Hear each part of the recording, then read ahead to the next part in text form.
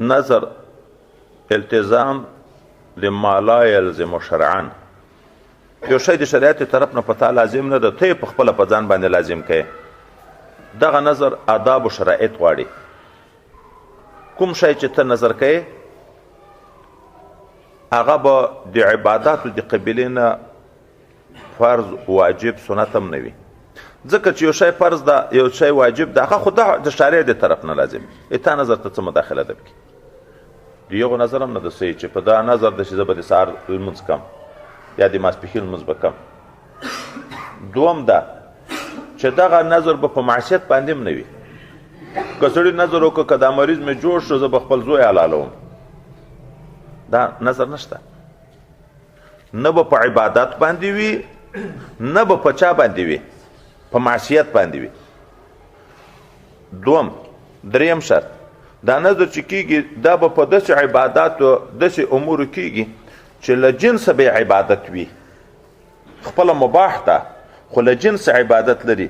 اوس نفل دی دا مباح دی، هلته لمونځ فرضي شته که نشته، روژه نفلي فرضي روژه شته که نشته، حج نفلي فرضي حج شته که نشته. داسې شی مباح په ځان باندې لازمول چې له جنس عبادت لري خو چې له عبادت مقصودیه ونه وي، د وسایلو نه هم نه وي. اودس سړی په ځان نظر کوي، اودس نه نظر کېږي ځکه خپله مقصود نه ده، هغه وسیله ده د بل دپاره. داسې شی نظر کول چې د خپله جنس نه هلته عبادت مقصوده ولري، لکه لمونځ ده، لکه زکات ده، لکه روژه ده، لکه حج ده، هغه چې لري. نو اوس د هغه په مقابل کې ته نظر کوې نفل، ته نظر کوې صدقه، ته نظر کوې نفلي حج، دا شیان بیا درته نظر سې کېږي. دغه شی چې سړي په ځان باندې نظر کړه وفا په ده باندې واجب ده چې اوس به وفا په کوي. که یې نه وکړه نو نظر په اوړي. خو دا نظر بیا یو نظر مطلق وي، یو نظر مقید وي. کله سړی داسې ووایي چې که د مریض جوړ شو مثلا په ده د نظر وي چې شی تعین یې نه وکړو. کله داسې چې مشخص شی یاد کړي، چې مشخص شی یاد کړي هغه وروسته باب را روان ده چې وي به د ده ملک. په مالا یملکو کې نظر نشته چې پردي پسه ته لکه وایي دا د نن سبا ښځې اکثره چې نظرونه کوي هغه دغسې کوي، دا په کور کې پسه، دا په کور کې چرګ، دا په کور کې یو شی چې دا په ځان نظر کوي چې مریض مې که جوړ شو یا مسافر به راغی زه به دا حلالوم، هغه د دې وي که د میړه. په پردي ملک کې نه کېږي، هغه به وي د تا په خپل ملک کې. که پردي ملک ته اشاره وکړه چې دا پسه به حلالوم هغه بیا نظر نشته، تا خپل ملک ده په هغه باندې ته نظر کوي، نو بیا نظر په تا باندې لازمیږي. اوس نو چې نظر مطلق په سړي باندې واوښت بیا یې کفاره د یمین ده. تعین کړی نه ده نو کفاره د یمین ده. لکه تاسو خیال ام المؤمنین نظر مطلق ویلی و تعین نه وکړه، څلوېښت غلامان ازاد کړه، ځای تسلي نه کړه، خو حکم دا ده چې کفاره د یمین پرېږدي، بس ذاتي خبره خلاصه شوه.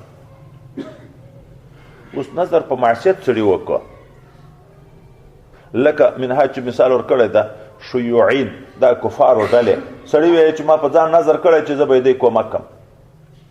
د کافر کومک روا ده. اوس نو کومک ناروا شو، دی راغله تا یې کومک ونه کړو در باندې واوښت، کفاره به چی ورکې؟ کفاره د قسم. اولاد به حلالوم، مریض دې جوړ شو وفا خو دې نه وکړه، اولاد دې حلال نه کړه، کفاره د یمین به ورکې.